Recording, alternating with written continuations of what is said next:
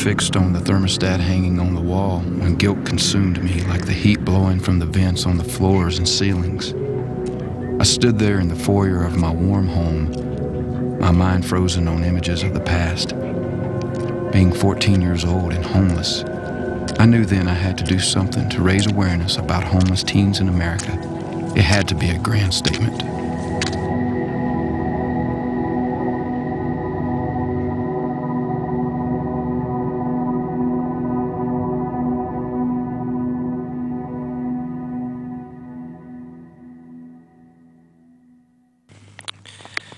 It's January 3rd, 2010. In my tent, in my sleeping bag. It's my third night. But my light just went out. Folks, we can talk. We can talk about it. We talk, you hear it all the time. The talk, and it's like, when is someone gonna literally get up and walk? I did start out January 1st in Nashville, and when I left there, it was cold. I was sleeping outside, and it was so cold that the sleeping bag had frozen over. It had ice on it. And I thought to myself, wow, what am I doing?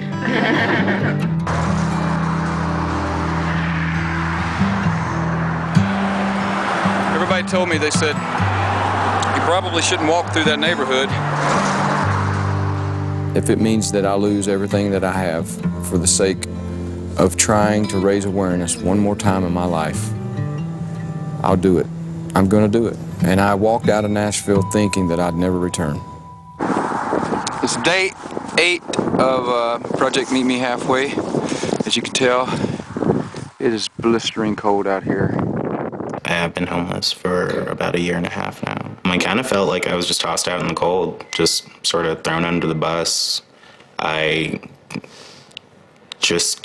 was sort of out of the blue. My mom had financial issues. She didn't have the financial means to take care of us. We were literally living on the street, so I was homeless as a little kid too. The thing that we don't do a great job of is acknowledging that they usually come from trauma. And so then everything that we do on top of that, if we haven't addressed those heart pieces, is building more trauma.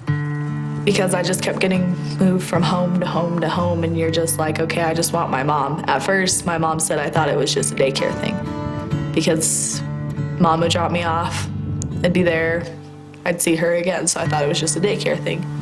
But then like at 6 is when it hit me like, oh, she's not coming back. So I was scared. It was terrifying.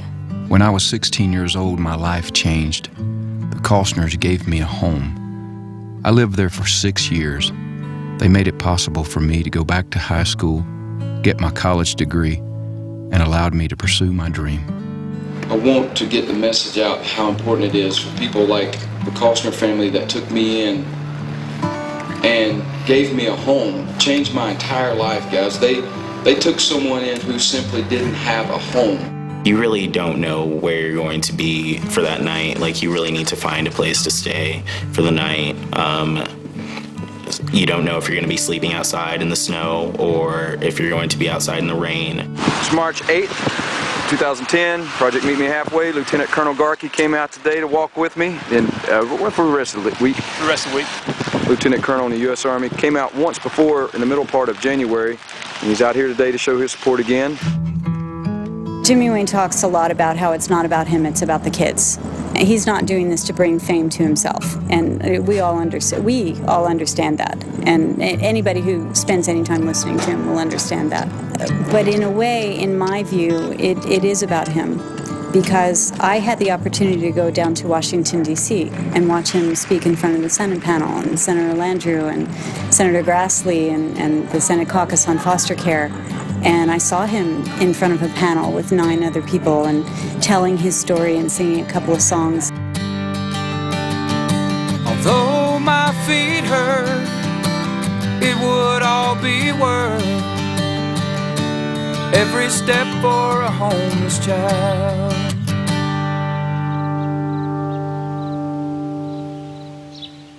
It's May 14th, 2010, Project Meet Me Halfway, out here in somewhere in New Mexico. There's all kinds of reasons why these youth end up homeless. They're not bad people. some have been caught up in a situation with a family like mine. Dad leaves, mom has some issues and has to get medical help, and then you end up in a foster home or a receiving home, and then it just keeps going on from there. And I remember going to 12 schools in 2 years. I just got so far behind. Just ahead of me is some folks that actually drove all the way down from Walton, Kentucky. Ahead, there's some folks that drove down from Virginia. It's about 5:38 p.m. Mountain Time. I'm 10 miles outside of Arizona, here in New Mexico. This marks the 6th month of this journey. Meet me halfway. I've walked from Nashville, Tennessee to right here. People tell you they're going to do this thing to make something happen that makes a difference.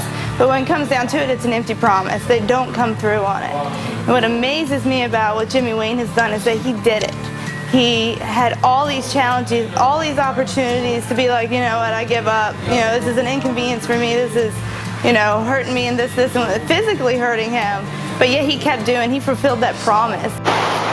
Believe it or not, uphill is a lot easier than going downhill. I was 15 and I had been in the system for 4 years, and my caseworker showed up at my school with all of my stuff in black trash bags and said, "You're moving."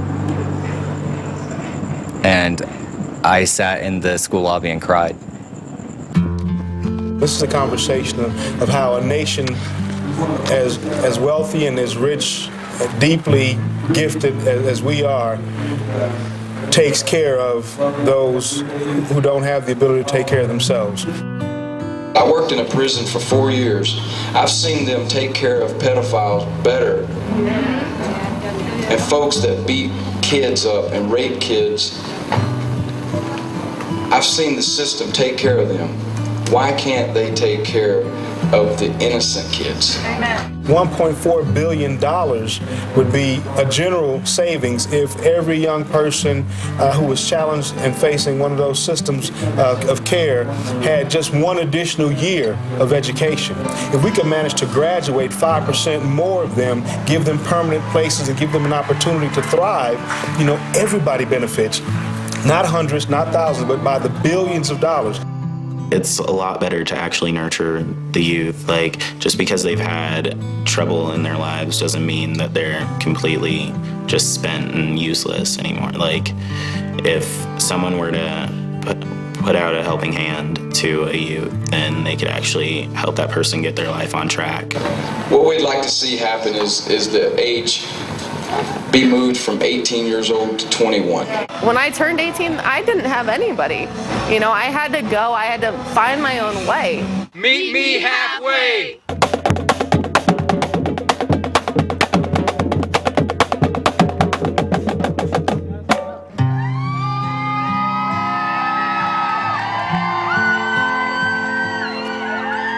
We don't look at the finale or the end of this walk from Nashville to Phoenix and throw your hands up and say, well, that was it, you know, that was really cool. I think the mission is clear. I think there's a clear understanding about this walk was the first step to raising awareness, and whatever it takes to raise awareness, that's what we continue doing. Well, my dream is to become a foster parent, because I know what it's like to be in the system and know what it's like to be the kid that doesn't have the home to go to. So I've always wanted to become a foster parent or start a daycare. I'm thinking about all the youth out there who need a home. I did this walk for you. And I hope that folks get involved. And I pray that you'll be safe and you'll find a home.